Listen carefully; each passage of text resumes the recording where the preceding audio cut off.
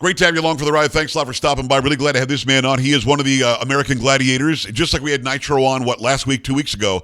It's Tower of Power. Steve Tower Henneberry. Steve, how are you? Good to see you. I'm well. Thanks for having me on the show. I don't understand. You just said something that blew my mind, and I don't know that I believe you. I'm going to have to see your driver's license. You said you're 60? What? I turned 60 this past April. I mean, honestly, when I go to the gym, I see people that are 35 don't look like you. And in a bad way for them or a very good way for you. Where's the fountain of youth, and how can I get some? It's fitness and health and nutrition has been my way of life for over 40 years. Started when I was 15 years old, quite frankly, and it's been a regimen in my life for a long, long time. And back when I was 15 in high school, I was about that big around. Wow.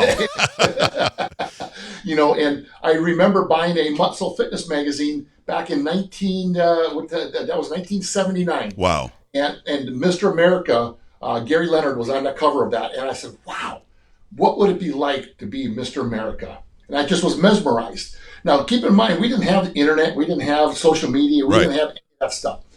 And I said, I'm going to give myself 10 years to become Mr. America. And I didn't share that dream or that goal with many people at all because they would have laughed at me, quite frankly, because I was a skinny guy. Right. Maybe back then I was dripping wet of maybe 165 pounds.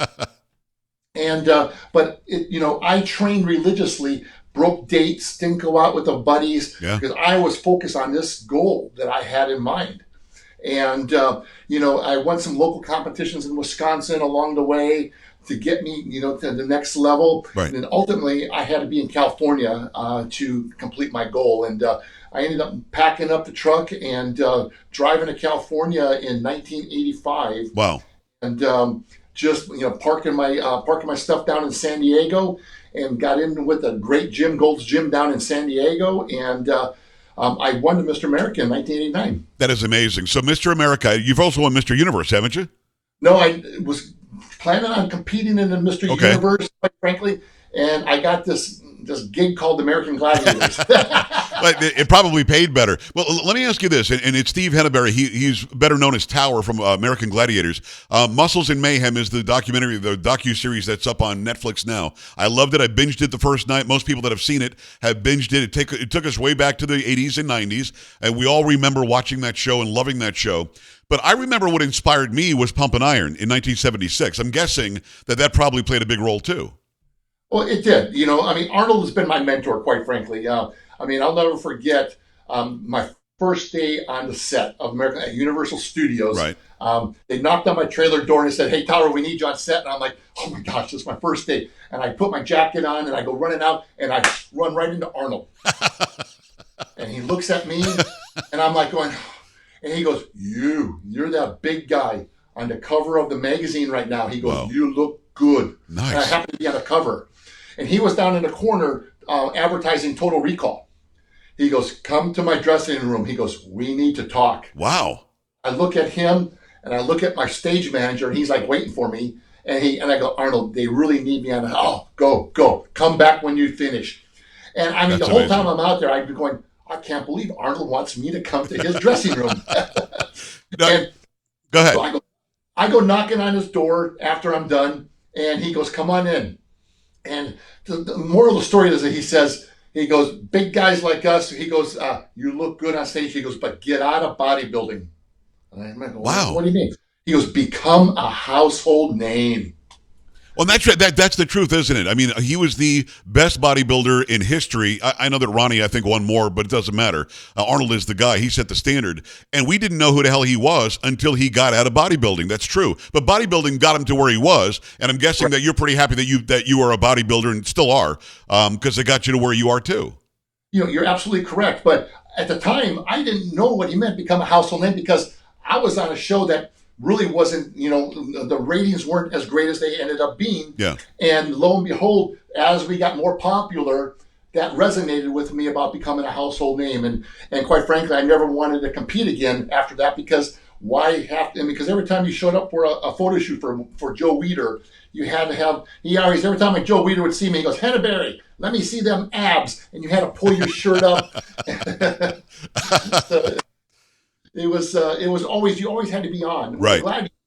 whether you had to be on. I mean, myself and several of the other gladiators, we always tried to come on the show in the best shape we could. We Right. dieted, trained hard, but if you go down with an injury, it's always tough to stay in the shape that you need to be in. Right. Well, what's interesting about American Gladiators is, and I don't think that the producers understood this, and to this day I'll say that, it was about you and Dan and Ice and others, and your personality. That's what brought us back. Yeah, you guys were in incredible shape. I wanted to look like you and Dan. All the little boys wanted to, be in love with Ice and Zap and everybody else. But we tuned in because of the personality. You guys already were these bigger than life, almost superhero looking people, but you only keep our interest if you're an interesting person as well, right? You're absolutely correct. And, it's like we didn't just come out there, and I wasn't Tower, the gentle giant from the get-go. I kind of grew into that. Okay. Where Nitro just didn't come out there and he wasn't just the jerk or the hothead. He grew into that character, quite frankly. Yeah. And same with Laser. Laser was that laser beam focus, and you ain't gonna kick my butt on this mat because I'm gonna take you down. Right. I mean, for all characters that we developed, and I think the fan base helped us develop those, quite frankly, over the years. Because when we would react a certain way, the fans loved it, or they booed us, or whatever it would. So we just kind of grew into it. And sometimes getting booed was actually a good thing. It meant that you were effective. It is Steve Tower Henneberry, former American Gladiator. He's an actor. Also, you're a real estate guy now too, right? Yeah, I'm selling real estate in Southern California. What's wrong with that? I'm loving it. Listen, I'm utilizing the Gladiator, I guess, because when I first got into business, because my wife owns the brokerage here in Westlake Village and Keller Williams, and she's like, nobody cares about the Gladiators. Nobody cares. And I remember coaching with my coach. Now, believe it or not, I mean, everything that I do, I have a coach. Okay. Whether it's my bodybuilding or my real estate, because listen, I'm an athlete that I can take direction. I can be coached. So my coach said to me, he says, here's what we're going to do. He goes, I want you to put a Gladiator picture up on your Facebook profile page and just change that picture up. And he goes, and we'll talk next week. Tell me what happens. So I did it, and my Facebook book just blew up. This is about 7 or 8 years ago. And he goes, okay. So now he says, let's change up how, when you walk into a listing presentation, let's change this up and give people who you are. Yes. And this is my listing book right now. Oh, nice. I don't know if you can see that. Yeah, hold it up a little bit higher. Perfect. No, that's not, so you're gonna buy or sell a house with the Gladiator, period, whether you like it or not. Well, so here's the thing. When I walk in with this book, people look at the book, and they look at me, they look at the book, and they go, we knew you from somewhere. Yes. So now they've already welcomed me into their house 30 years ago watching the show. Right. And now I'm physically there, and it's conversation. So my coach was brilliant, quite frankly, to bring this in, and it works for me. When I walk in now, I mean, I have a pretty good success rate of getting that listing signed because of, not only because of my success in real estate, but just who I am. And God bless you. I hope for nothing but more success for you. It's Steve Tower Henneberry, Tower over on American Gladiators. I haven't asked this yet. I think I know, but how tall are you? I'm 6'4". Okay, you're a big dude, and plus you're in unbelievable shape. Those who are listening on the radio can't see him. Those watching, lucky, you can see him. I'm guessing still 250, maybe more. No, I'm about 291 right now. Get out of here! What? Yeah, 291. God bless you, man. Now, are you still competing? You're doing the Masters now, aren't you? Look at that! Holy mackerel! Yes, I placed second in the nation in the Masters Mr. America last year.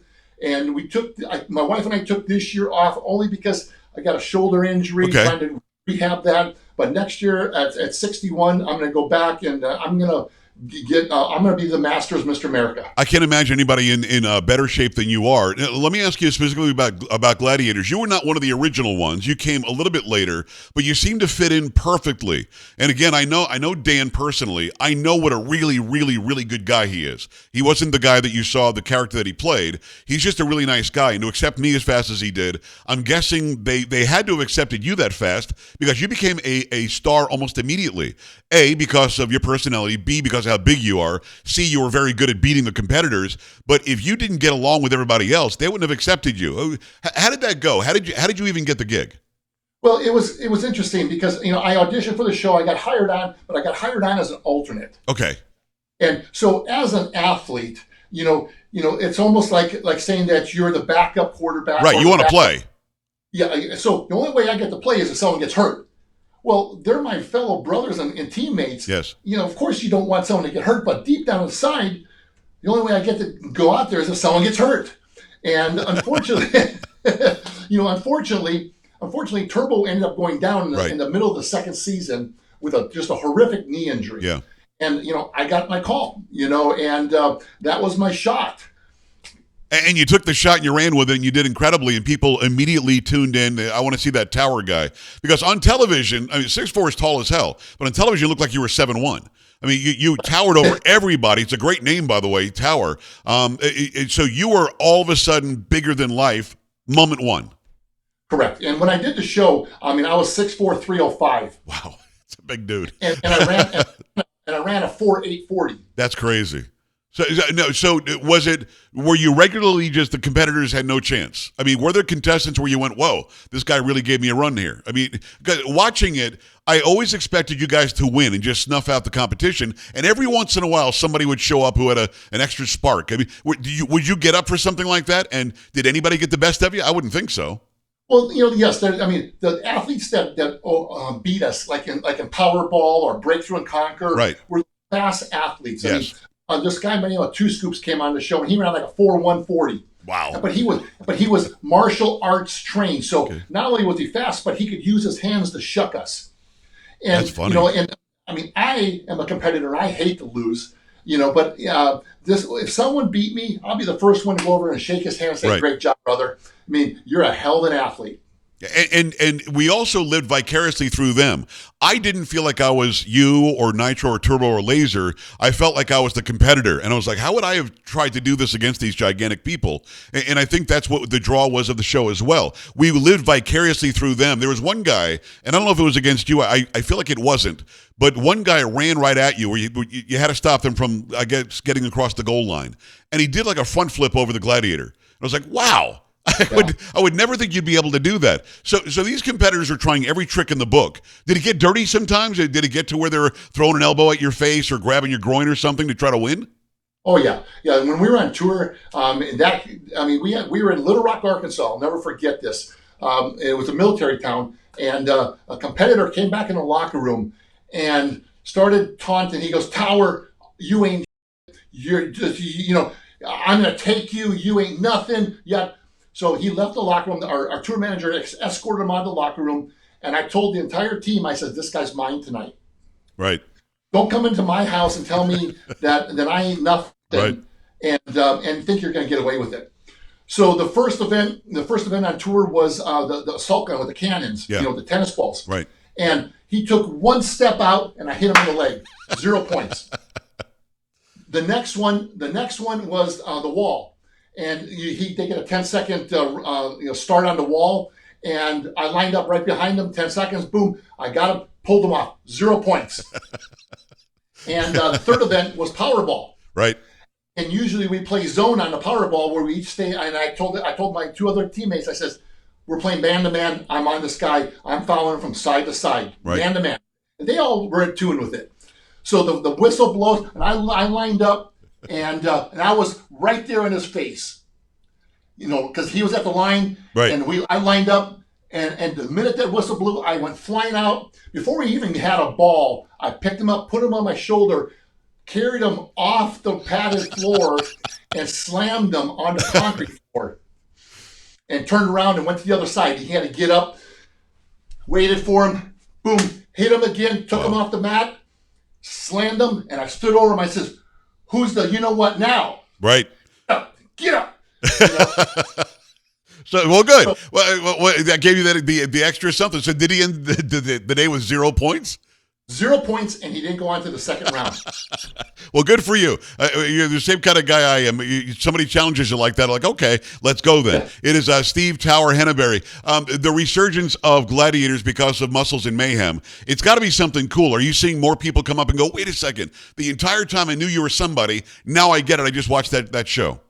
Yeah, at the gym, we train at the Gold's gyms out here in Southern California, and at the gym, everyone knew me as a bodybuilder, and a lot of people know me as Gladiators, but more people are coming to say, "Hey, saw the docuseries, binge watched the docuseries last night, love it." So it's 30 years later, and my wife still is blown away by it, quite frankly. Yeah. She's like, do people not have anything else better to do than that quote? I mean, because I was undefeated on the joust. In all my years, I never lost at the joust. Wow. And people come up and say, you were undefeated at the joust. How did you do it? And my wife just goes, how do people remember that stuff? Isn't that something? Now, when I talked to Dan, he suggested that it would be easy, that this show would still be on had the producers done the right thing, had they taken care of you guys.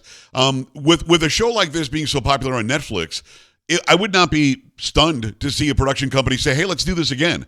You think they'll do that? And would you like to be involved? I would love to be involved. I mean, here's the thing. I would love to still compete at 60. Wow. I mean, my mind is telling me that, but quite frankly, my body, probably would be like, hey, what are you doing, dum-dum? Right. No, I got you. But I can easily see this coming back in the same form that it was, but they'd have to find personalities like you and everybody we've already mentioned. And I think that would be hard. That would be hard to do. You guys are special. So being involved in it, I think, would draw the crowd back in. Again, I'm 56, so drawing me back in because I remember my youth. And then the younger people, like I've got a bunch of kids. My youngest child is 8. She likes things like this too. She's seeing you guys on YouTube. So I think it could really happen. Has anybody talked about that? No one's talked about it, yet. But if they did bring it back, and I mean, another alternative would be to bring us back as mentors or coaches Yes. for the Gladiators. But I still would love to. I still would love to go out there and do a couple events. I really would. Maybe not the physical events, maybe the tennis ball one, right? Because I have to go up there and flex a little bit and work the crowd.